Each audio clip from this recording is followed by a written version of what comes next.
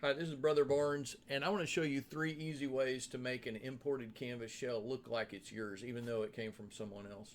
Just this morning, a fellow teacher asked me, or said to me, she said, I received some shells from another teacher. They have her name. How do I put my name in it? Well, that's what we're going to go over. I'm going to show you how to modify the text, upload files, and configure the Start Here button. Also, let me say that your school may have some guidelines about acceptable looks and font sizes, and so make sure you're obedient to those. And I myself may not even be in complete compliance, but that's not the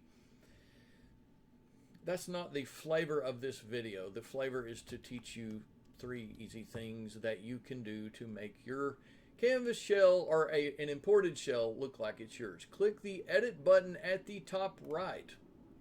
Let's say that Brother Barnes sent me this shell and I want it to say my name in it. Dr. Darrell D. Barnes. All right, if I click save, notice that will hold.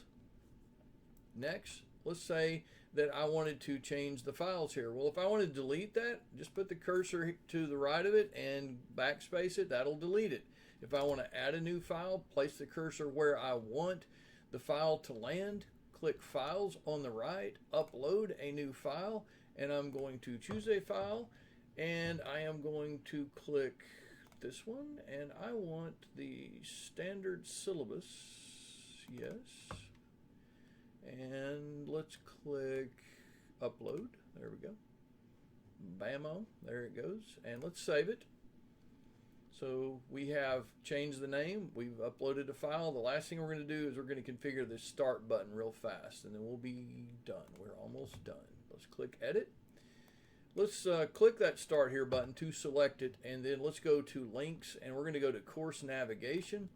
And I think that the right destination for a start button is modules. So that's what I want to select, hit save. And then when we go back to the home page, if we click Start Here, notice that it goes, in fact, to modules. And this is where the student would begin if they were doing work in the Canvas shell.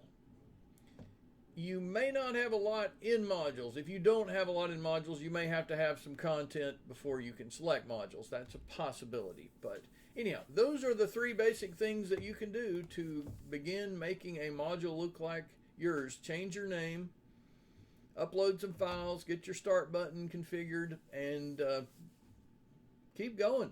Be well.